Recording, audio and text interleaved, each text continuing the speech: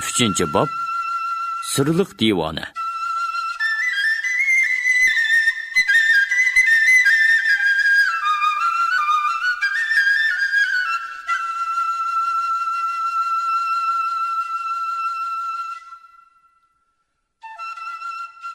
Ordu beshi bilan Suboshining hamrohligida o'g'ilchoq Bug'raxon o'ltirgan 4 otliq hayvatlik harva bilan yana orduga xos jobdungan 2 harva shahardagi cho'ng butxonning qapqisi oldidagi kichikkina maydonda to'xtadi. Harvaga qo'shilgan otning jobduqlari oltindek vol-vul qilib turadi. Qo'llariga qizil po'piklik nayzi ilib, bellariga kang g'ilobli qilich osqan. Beshiga mis boshliq, uftisiga zanjirlik quyoq kiygan. Burutlari takshi qirqilgan. Gavdilik va surlik 50 nafar xon qarg'uvchisi xonning harvisi to'xtash bilanla darhol chekinib tegishlik o'rinlariga o'tdi.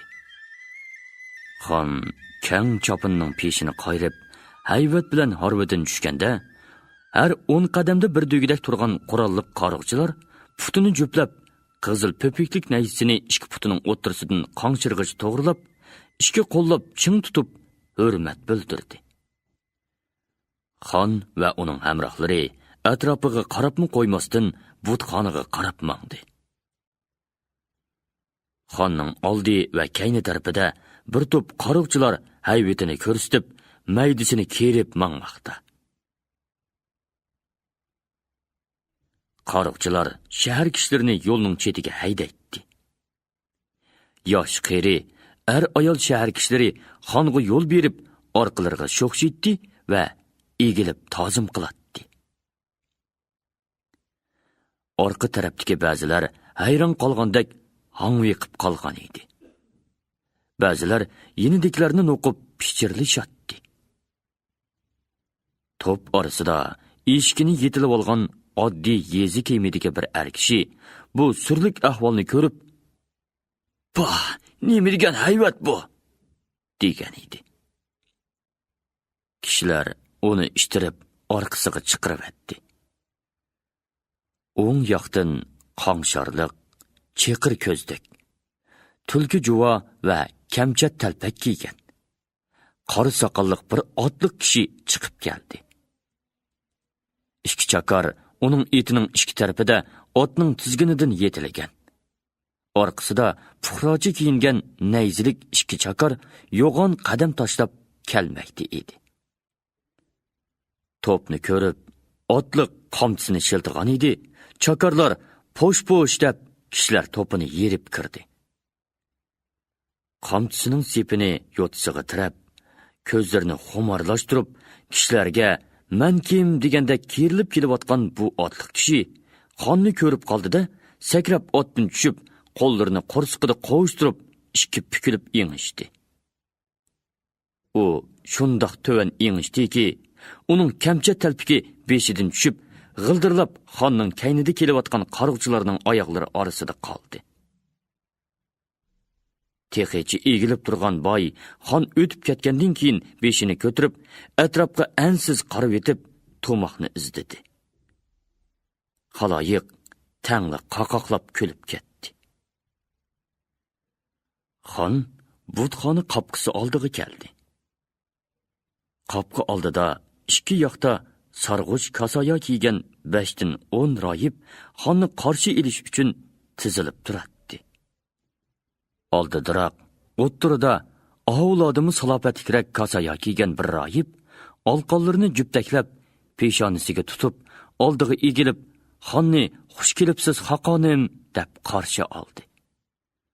Royib engishkinicha yenichi mengib, qo'llari bilan xonni ishkirga taklif qilib oldida mangdi. Xon qapqidan kirgandan keyin o'ylida 2 rat bo'lib qator tizilgan bola royiblar o'tirsidan o'tib, kichikroq yana bir qapqidan ishkirga kirdi.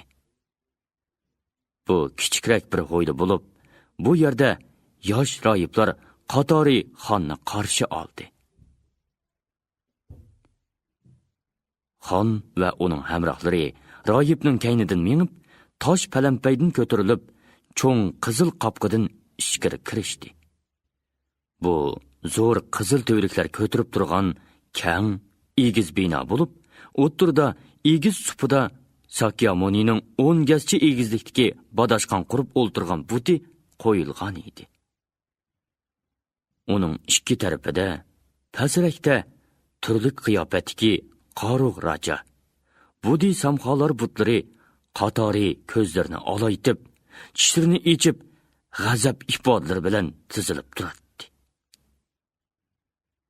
Uyning tom takchilariga aylantirib har xil cho'ng kichik muakkallarning butlari qo'yilgan. Sakyamonining orqasiga har rang va har xildagi to'q alamlar qadalgan edi. Butning oldida pastda 8 dan 16 royib ikki yoqda yuginib o'ltiradi. Ularning oldilaridagi takiga Uyg'ur yoziqida o'zini xat bilan tutilgan turum nom va suturalar yechib qo'yilgan edi. Xon hamrohlari bilan Sakyamonining oldida yerga silib qo'yilgan tizliqqa yukinib o'ltirib, uningga avval sajda qildi. Keyin olqonlarini jubtaklab, peshonlariga takkuzib, boshlarini egib, bir nimalarni deb pichirladi. Ondan ular ikki yoqqa bo'linib, royib bilan qator o'ltirishdi. Xonni boshlab kirgan cho'ng royib Sakyamonining oldida ishik yoqqa yuzini qilib yukinib o'ltirdi. U parqirab turgan yo'g'on donaliq uzun tasvini qo'liga ilib, uni sanag'ach yotqa bir nimalarni o'qidi. O'ltirgan royib oldilaridagi kitoblarga qarab, un chiqarib o'qishib ketdi. Xon va uning hamrohlari yana qo'llarini peshonlariga takkuzib, beshini egib, ruhoniy qiyofatda sukutda o'ltirishdi. Tushunib bo'lmaydigan varang-churang ovozlar bilan butxona ichi jaranglab, g'o'ng'ildab ketdi. Bir pasdan keyin cho'ng royibga agishib, boshqa royiblar o'qishni to'xtatdi. Cho'ng royibning taklifi bilan xon va hamrohlari o'rinlaridan qo'pib, ishga qarab mengishdi. Xon butxona qopqisidan chiqib, palampaydan tushishiga kishilar to'pi oldida turgan bir odam oqsab xonning oldiga keldi. Uning choch soqollari o'sib, qo'shilib, maydisiga tushgan edi. Ustiga uzun janda kiyib, bo'yniga qizil oli gullik xolti esib olgan. Beshida gullik uzun kula. Cho'ng seriq marjon tasvi maydisida sangilab turadi. Xon uningga diqqat qilib to'xtadi. Bovay qo'lidagi qo'pol, agri-bugri hosi toyqini agmi sepi bilan so'l qo'lining bilikiga ilib qo'yib, qo'llarini ko'tarib xonga sazo qildi. Ey xaqonlarning xaqoni! Jimi olamning himoyachisi! Qaraxoniylar xondonligining dono otisi ulug' xaqon! Martivang yuqori bo'lg'ay.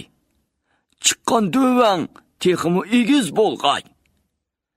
Davlat qushi beshingdan ketmagay. Bechora qulunga sexiylik iltifoting bilan rahim ayligaysan. Davlat qushi beshingdan ketmagay deganda xon bir oz cho'chigandek qildi va yenidagi o'rda beshiga qarab qo'ydi. Keyin yenidagi og'ichidan bir kichik xolti kumush tangini ilib bovayga berdi. Bovay xoltini ikki qo'llab ilib so'ydi va peshonasiga takkuzdi. Xon mongdi. Xonning kaynidagi qoruqchi bovayga sinchilab qaradi va qo'shimlarini turib nimanidir o'yladi.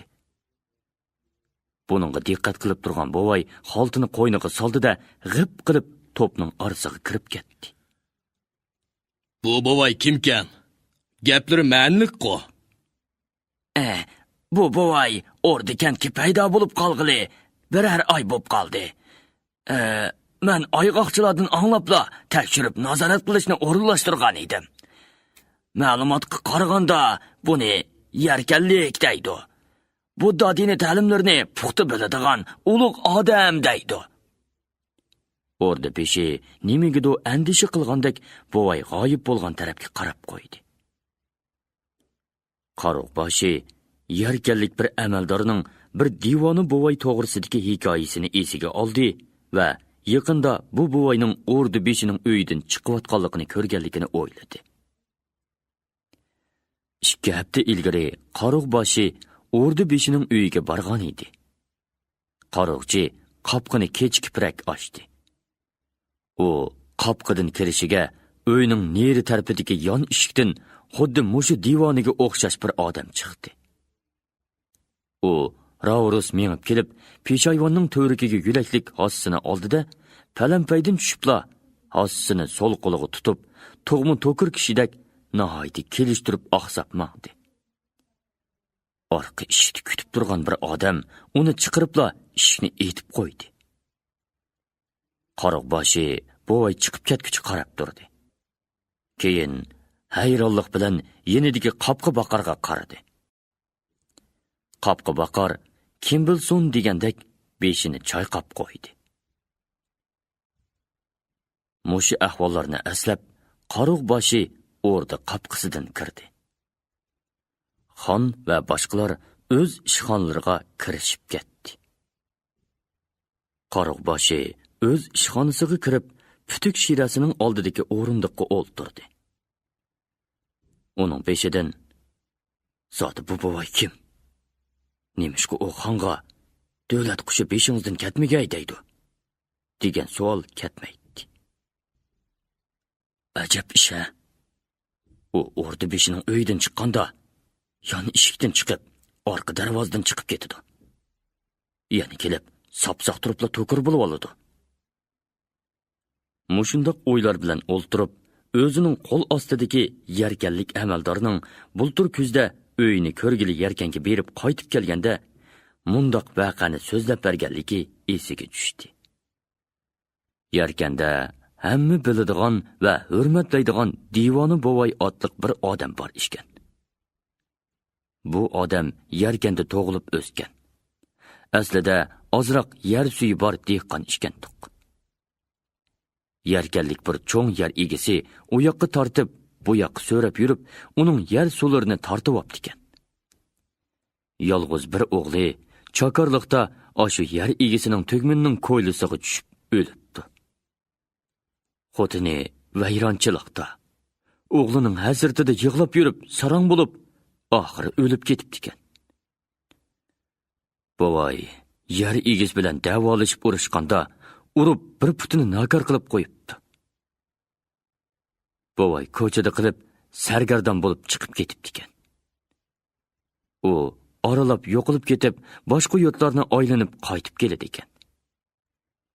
Bir qaytim uzoq yo'qolib ketib qaytib kelganda choch soqollarini qo'yib atgan. Jandu quloq kiygan bir divoni qiyofatida bo'lib qaytibdi. Shuningdan keyin kishilar uni divoni buvay deb atabdi.